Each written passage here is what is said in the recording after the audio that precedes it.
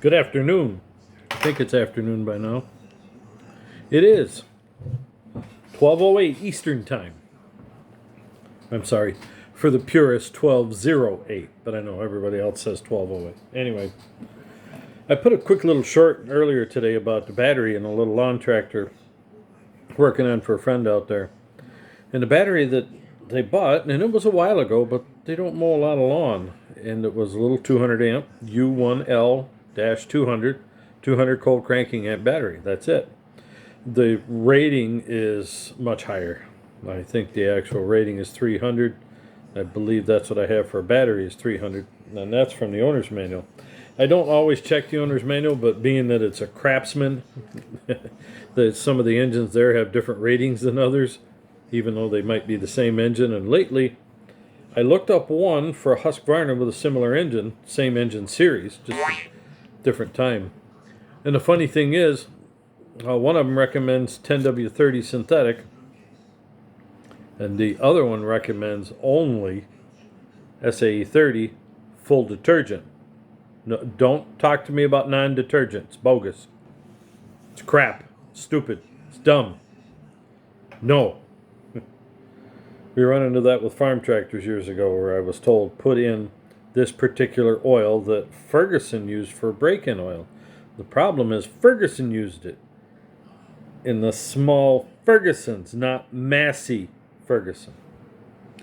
Massey Ferguson was supposed to have a full detergent oil in their gas and diesel for break-in as well. Excuse me. It's a new part of life lately. Anyway, so now what's the deal with the battery? Well, that's one of the reasons I was in the owner's manual was oil primarily, and the other one was the battery. To look at it, and it said cold cranking amps, and it gave me a figure. Now it's possible because I've looked at others lately, and it said 340 cold cranking amps. Well, what was available was that one, and it's 100 cold cranking amps more. So let's say even the battery I bought's a little low compared to the factory battery. Well, the difference though is that at 200 cold cranking amps, when you whirl that rascal over, and that starter's going to draw anywhere between 80 and probably 120 amps. 120 amps briefly, and then come back somewhere between 80 and 100 to continuously keep it going through compression. And you say, yeah, so that means it's plenty good. Well, no, it's not. The problem is the cold cranking amp. If you look at almost every vehicle that there ever was, you can whirl a diesel and other vehicles over with much less battery than is usually in them. But why do they have it? Well, it's two reasons. One of them is, well, three actually. One of them is just plain old-fashioned longevity. You need more amps to get that cold startup that draws twice as many amps as what you actually need to continue turning the engine over. Okay? And the higher up, the closer you get to the limit of the battery, the more of the battery you're burning out, so you wear it out faster.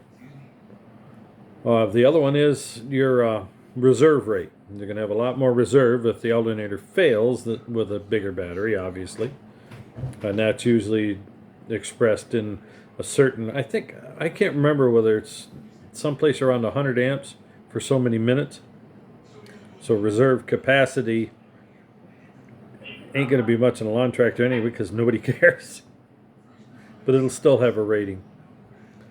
And you may or may not see it. Now the other part too is just plain amperage draw.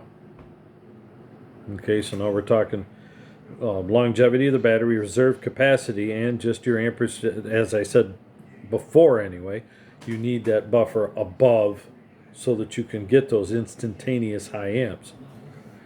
So when you turn that key, even a small starter for a very brief, not even a millisecond or microsecond, will draw up to 500 amps or more. But it's only for a microsecond. And then it starts coming down because A, the battery can't put it out. It sits there waiting, and then you call for power. For a brief moment in time, it draws a lot. Why doesn't it do anything? Because it's such a short period of time. It's just a blast. And then it'll slowly come down. as everything else warms up and the engine turns at a consistent speed. And you say, well, it'd work better if the starter turned faster.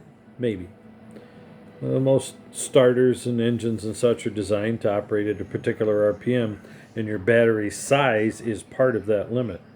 When you turn the key, you get that shot of amperage to spin that motor up, hit the thing, and get it going. And the starter pretty much has a limit to it. So it's designed around that amperage draw.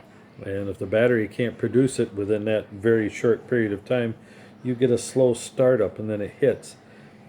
And now it starts to rotate under load, so it's really drawing amps a lot longer period of time.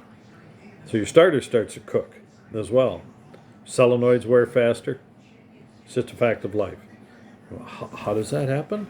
Well, because voltage dropped. The more amps you draw, the closer they get. Basically, if you go past 50% of the battery's cold cranking amps while you're cranking, now you're starting to get into some territory there where it's getting ugly. And your voltage, the closer you get to the limit, your voltage in the battery goes down because it's throwing the amps out there. And it doesn't have the capacity, the actually cranking reserve capacity, to keep the voltage high enough and still send juice out. It actually starts to deplete the battery immediately. So your voltage goes down. Now, while it's cranking, you say it's going to come back up. And if you watch, you hook up, and we have this problem with a lot of electronic engines in cars, trucks, skid steers, etc., small diesel tractors, where you crank the thing over and everything sounds fine, but it won't start.